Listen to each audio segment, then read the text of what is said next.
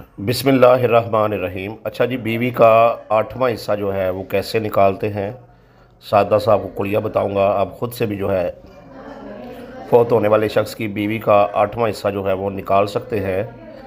मिसाल के तौर पे फ़ौत होने वाला शख्स जो है उसकी वसीयत पर अमल करने के बाद और उसकी तजहीज़ व तदफ़ीन के ख़र्चे के बाद, कर्ज़ उतारने के बाद हमारे पास बच गया है 1000 रुपया। ठीक है जी,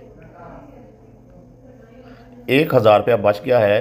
तो अब बीवी का 8वां हिस्सा निकालना है। तो जो टोटल आपके पास फ़ौत होने वाले शख्स का माल है उसकी मालियत को तकसीम जो है वो 8 कर दें। ठीक है जी, 1000 तकसीम 8 करेंगे तो 125 आ जाएगा। ठीक है जी, इस तरीके से आप फ़ौत होने वाले शख्स की बीवी की का जो हिस्सा है वो निकाल सकते हैं। 1000 रुपये में से 125 रुपये बनते हैं। ये कुलिया है। कुल जायदाद लिख के उसको तकसीम 8 करेंगे तो उसका हिस्सा जो है वो निकल आएगा।